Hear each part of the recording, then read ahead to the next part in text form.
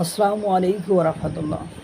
অন্যের জন্য ফাঁদ পাততে পাততে অন্যকে থ্রেট দিতে দিতে সেই থ্রেট যদি ঘরের মধ্যে এসে পড়ে তাহলে বিষয়টা কেমন লাগে?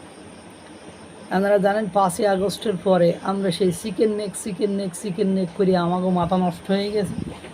বাংলাদেশের সরকার প্রধান থেকে শুরু করে সরকারের অঙ্গ সংগঠন, সরকারের পৃষ্ঠপোষকতায় লালিত পালিত সরকারের শ্রদ্ধাভাজন প্রীতিভাজন যেসব লোকজন আছে বা অঙ্গ সংগঠন আছে, তারা তাদের মূল লক্ষ্য এবং উদ্দেশ্য হলো ভারতকে শায়েস্তা করা। ভাই, আমার একটা কথা আমি প্রায় বলি, কাউকে দৌড়ানি দিতে হলে তো তার পেছনে আপনাকে দৌড়াতে হবে। সে যে এই বলে যদি আমরা দৌড়ানি দিই, তাহলে ওই ট্রেন দৌড়াই পেছনে তাকায় দেখবো আমরা আর পেছনে কেউ নেই, তাহলে তো আর দৌড় দিবে না, তখন হেঁটেই যাবে। এখন আপনি যখন কাউকে দৌড়ানি দিচ্ছি, তখন আমাকে কি তার পেছনে দৌড়াতে হবে না? হ্যাঁ, অবশ্যই দৌড়াতে হবে। আমরা সারা জীবন ভেবেছি চিকেন নেক শুধু ভারতেরই আছে, বাংলাদেশের কোনো চিকেন নেক নেই। মানে স্পেসিফিকভাবে আমরা এসব নিয়ে আগে মাথা ঘামাইতাম না। এই 5ই আগস্টের বিষয়ে পরে এই বিষয়টা নিয়ে বেশি মাথা ঘামা শুরু হয়েছে, যেহেতু বর্তমান যিনি সরকার আছেন এবং সরকারের যারা লোকজন আছেন বা আমরা এখন ভারতের সাথে চোখে চোখ রেখে ন্যায্য হিস্সা নিয়ে কথা বলবো। অবশ্য সরকারের মহল থেকে এখনও কোনো সুযোগ সুবিধা আমাদেরকে দেখা পারেনি যে হ্যাঁ, আমরা এই চোখে চোখ রেখে ন্যায্য হিস্সা নিয়ে এইসব আলাপ আলোচনা করেছি। এই যে শেখ হাসিনার আমলের যে অবৈধ চুক্তিগুলো ছিল সেগুলো বাতিল করে, বরং তারা আমাদের একটা সুবিধা অবশ্য দিয়েছে। সুবিধাটা হলো বিভিন্ন ট্রান্সপোর্ট বন্ধ, আমদানি বন্ধ, তারপরে মানে এই ট্রান্সশিপমেন্ট বাতিল, ব্যবসার মন্দা, বিভিন্ন আমদানি রপ্তানির ক্ষেত্রে মন্দা, বিভিন্ন স্থলবন্দর এবং বন্দর বন্ধ হয়ে যাওয়ার উপক্রম, এগুলো আমরা এই সুযোগ সুবিধাগুলো আমরা পেয়েছি। অবশ্য এগুলো আমি সুযোগ সুবিধাই বলবো, কারণ সেদিতে এগুলোই আমরা পেয়েছি অবশ্য।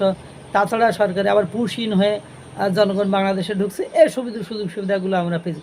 আরে ভাই, বড়ো লোকের আমরা কি ভয় দেখাবো? আমরা তো দরিদ্র মানুষ, আমরা বড় লোক, আমরা ধনীদের কি ভয় দেখাবো? যাই হোক, এখন কথা হলো, এতদিন আমরা জানাম যে চিকেন নেক আছে ভারতের, সেটাকে আমরা বিপর্যস্ত করে ফেলবো, এ করবো তা করবো।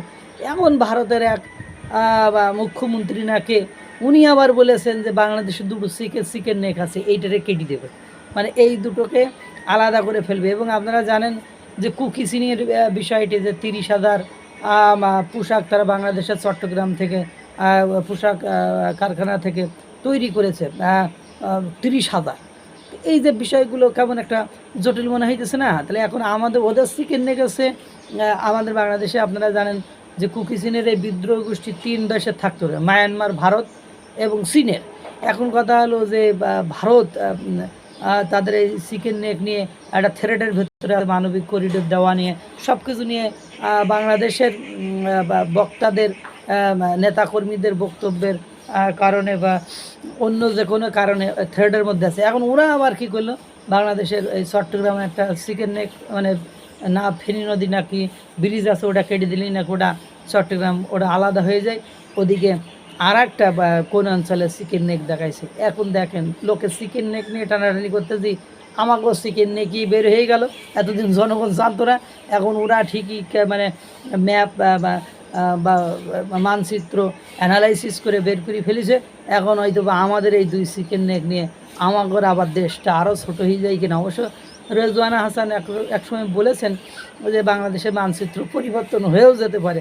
এদিকে অনেকগুলো শঙ্কা তো আছে যে রাখাইন, তারপরে মিজোরাম, তারপরে বাংলাদেশের চট্টগ্রাম অঞ্চল নিয়ে কারা নাকি একটা নতুন রাষ্ট্র করতে চাচ্ছে। আল্লাহ জানে এটা বা গুজব না সত্য, একটা রাষ্ট্র করতে চাচ্ছে।